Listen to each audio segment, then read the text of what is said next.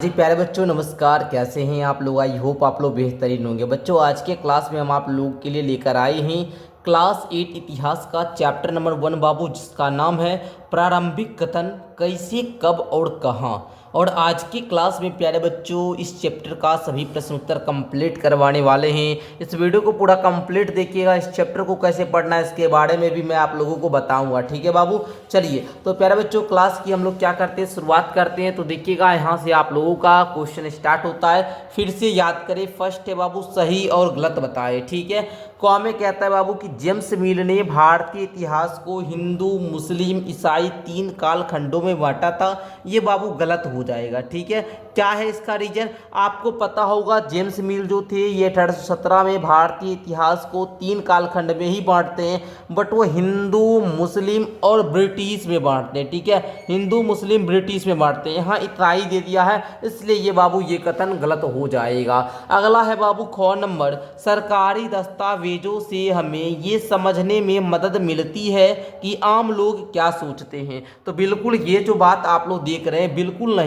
आप जो सरकारी दस्तावेज देखिएगा उसमें बिल्कुल नहीं आप क्या सोचिएगा, आपके पापा क्या सोचेंगे, आपकी मम्मी क्या सोचेगी, ये थोड़ी सरकारी दस्तावेज में लिखा रहेगा। बिल्कुल नहीं सर। अगला है, अंग्रेजों को लगता था कि सही तरह शासन चलाने के लिए सर्वेक्षण महत्वपूर्ण होते थे। बिल्कुल बच्चों ये बात आप लोगों का सही हो जाएगा। अंग्रेज को ऐसा लगता था जब तक सर्वेक्षण जो है ना ये महत्वपूर्ण है कि इस प्रकार का शासन चलाया जाए हम लोगों को, इसके लिए सर्वेक्षण करना बहुत ही ज़्यादा जरूरी है। तो प्यारे बच्चों इस प्रकार आप लोगों ने फर्स्ट क्वेश्चन को कंप्लीट किया। आइए सेकेंड क्वेश्चन को देखते हैं। आइए विचार करें। है क्वेश्चन कह रहा है बाबू कि जेम्स मिल ने भारतीय इतिहास को जिस तरह कालखंडों में बांटा उसमें क्या समस्याएं हुई। तो बच्चों आप लोग उत्तर में यहाँ पर लिखोगे क्या, लिखिएगा बाबू कि जेम्स मिल ने भारतीय इतिहास को 3 कालखंडों में बांटा, हिंदू, मुस्लिम और ब्रिटिश, यही 3 कालखंड में बांटे थे। ठीक है, ये समस्या क्या था बाबू कि यह जो विभाजन था ये धार्मिक आधार पर किया गया था, जो ऐतिहासिक दृष्टि से अवैज्ञानिक था, या आप लोग भ्रामक बोल दीजिए, भ्रामक था। ठीक है बच्चों, अगला बाबू लिखिएगा कि यह जो था लोगों को धर्म के आधार पर बांटता है, जिससे सांप्रदायिक सोच बढ़ती है। ठीक है, धर्म के आधार पर बांटिएगा ये भाई सही नहीं है। धर्म के आधार पर भेदभाव नहीं किया जाना चाहिए, है ना। किसी भी धर्म को हम लोग बढ़ावा नहीं कर सकते। सांप्रदायिक सोच इससे बढ़ेगा, लोगों में क्या होगा, इससे भिन्नता आएगी। ठीक है, ये गलत था। ठीक है, ये समस्या था। तीसरा, इस विभाजन में लगता है कि भारत में एक समय एक ही धर्म का प्रभाव था। ठीक है बच्चों, चलिए तो इस प्रकार आप लोग समझ गए होंगे क्वेश्चन नंबर 2 का उत्तर कैसे लिखना है। प्यारे बच्चों आपको एक बात बता दें, अगर आप लोग क्लास 8 के विद्यार्थी जी हैं तो 599 रुपया में क्लास 8 का पूरा आप लोगों को 1 साल सभी विषय पढ़ाया जाएगा। प्यारे बच्चों बैच जुड़ना चाहते हैं तो नीचे डिस्क्रिप्शन बॉक्स से मेरा ऐप को डाउनलोड कीजिए, डिस्क्रिप्शन में लिंक है। 1 साल आप लोगों को सभी विषय पढ़ाया जाएगा ओनली 599 में, तो जरूर डाउनलोड कीजिएगा। तीसरा प्रश्न प्यारे बच्चों कहता है, अंग्रेजों ने सरकारी दस्तावेजों को किस तरह सुरक्षित रखा। तो बच्चों अंग्रेज जो थे उसके बारे में पता होगा। अंग्रेज ने दस्तावेजों को सुरक्षित रखने के लिए आधिकारिक अभिलेखागार बनाए, आधिकारिक अभिलेखागार बनाया। उन्होंने दस्तावेजों को क्रमबद्ध ढंग से संग्रहित किया, क्रम से क्या क्या संग्रहित किया, जमा किया।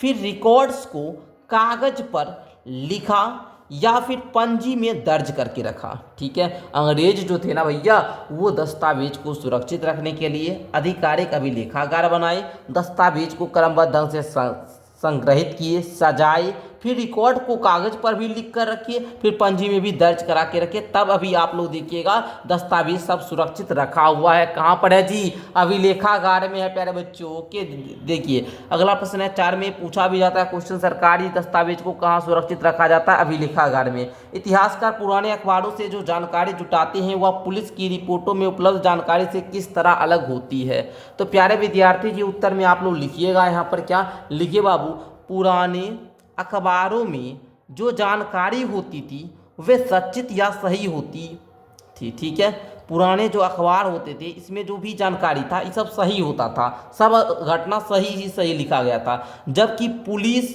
की रिपोर्ट जो होती थी इसमें झूठी होती थी। अंग्रेजी शासन में पुलिस अंग्रेजों के कहने पर झूठी रिपोर्ट दर्ज कर देता था। अंग्रेजी जब शासन था बाबू तो पुलिस को क्या क्या करता था, अंग्रेज लोग बोलता था तुम ये रिपोर्ट दे दो, तुम ये काम हुआ है लेकिन तुम ये लिख दो, तो पुलिस लोग क्या करता था, अंग्रेजी की बात मानकर झूठी रिपोर्ट दर्ज कर देता था। जबकि अखबारों की जानकारी सच्ची रिपोर्ट पर आधारित थी। तो प्यारे बच्चों क्वेश्चन नंबर 4 का भी उत्तर आपको इसी प्रकार से लिख लेना है। आई होप कि आपको समझ में आया हुआ होगा। समझ गए आप लोग क्वेश्चन नंबर 4 को किस प्रकार के सजा से लिखना है, बस इतना ही क्वेश्चन नंबर 4 में आप लोग लिखिएगा। अगला प्रश्न देखिएगा, 5वां नंबर क्वेश्चन है बाबू, क्या आप आज की दुनिया के लिए कुछ सर्वेक्षणों का उदाहरण दे सकते हैं? बिल्कुल दे सकते हैं बाबू, तो बोलिएगा हाँ। आज दुनिया में सर्वेक्षणों में कई उदाहरण मौजूद हैं। वनस्पति, प्रशासनिक और बाजार सर्वेक्षणों की इलाके की ज़रूरतों और आकांक्षाओं के बारे में जानने में मदद करते हैं। ठीक है, इतना लिखिएगा। उसके बाद सरकार विभिन्न प्राधिकरणों के रिकॉर्ड और रिपोर्ट के माध्यम से कर्मचारी से जानकारी लेता है। ठीक है बच्चों, इतना ही आपको लिखना है। ध्यान दीजिएगा बाबू, आगे है, सोचकर देखिए कि खिलौना बनाने वाले कंपनियों को यह पता कैसे चलता है कि बच्चे किन चीज़ों को ज़्यादा पसंद करते हैं, या सरकार को यह कैसे पता चलता है कि स्कूलों में बच्चों की संख्या कितनी है। इतिहासकार ऐसे सर्वेक्षणों के लिए क्या हासिल कर सकते हैं? देखिए, खिलौना बनाने वाली कंपनी को कैसे पता चलता है। देखिए बाबू, मान लीजिए ये आपका क्या है जी, खिलौना है। ये मान लीजिए आपका खिलौना है, ये सब खिलौना है। ठीक है, बाजार में ये गया, बाजार में ये क्या, देखिए ये कंपनी है, ये क्या है, कंपनी है, खिलौना वाला कंपनी है बाबू। ठीक है, ये कंपनी है, ये छोटे छोटे दुकानदार हैं। ठीक है, ये क्या करेंगे, इस कंपनी से इस खिलौना को लाएंगे, इस कंपनी से क्या करेंगे, खिलौना को लाएंगे। इस खिलौना को क्या करेंगे, छोटे छोटे दुकानदार जो होंगे वो सब जाएंगे लेकर। गांव में जब जाएंगे ना तो एक दो बच्चा लेगा, बच्चा जब लेगा ना तो दूसरा बच्चा देख कर बोलेगा भैया ये खिलौना ना बढ़िया है, कंपनी इसमें कुछ खास काम किया है, रुपया भी कम लेता है, रुपया भी कम लगता है और काम भी बहुत बढ़िया है, मज़ा भी बच्चा को खेलने में खूब आएगा। तो बच्चा का इंटरेस्ट बढ़ेगा। बच्चा क्या करेगा, ये छोटा दुकानदार को जाएगा, बोलेगा सर अंकल मुझे ये खिलौना चाहिए, ये खिलौना चाहिए। ये दुकानदार वाला बोलेगा भैया हमको ये खिलौना तुरंत बिक जाता है, इसमें हमको ज़्यादा लाभ होगा। ये क्या करेगा, इस बड़ा वाला दुकान के पास जाएगा, बड़ा वाला दुकान देखेगा हाँ भाई, तब बड़ा वाला दुकान मांग करेगा, सब बड़ा वाला दुकान मांग करेगा किससे, कंपनी से। सब बड़ा वाला दुकान क्या करेगा, कंपनी से मांग करेगा। कंपनी से जैसे ही मांग करेगा तो कंपनी को पता चल जाएगा कि खिलौना जो है मेरा ये बच्चा ज़्यादा पसंद कर रहा है, हमको ये खिलौना ज़्यादा मार्केट में भिजवाना चाहिए, हमारा ज़्यादा सेल होगा। ठीक है, उसके बाद सरकार को ये कैसे पता चलता है कि स्कूल में बच्चों की संख्या कितनी है।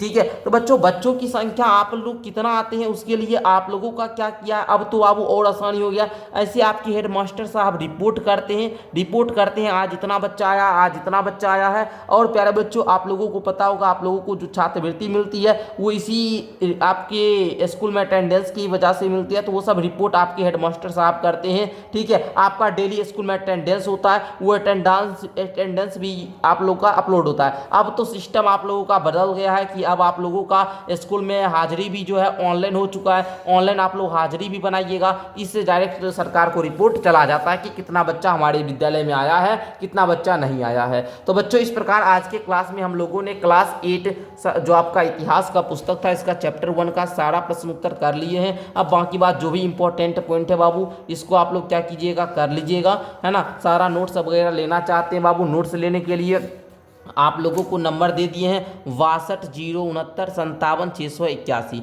मिलते हैं अगली क्लास के साथ, तब तक के लिए बहुत बहुत धन्यवाद।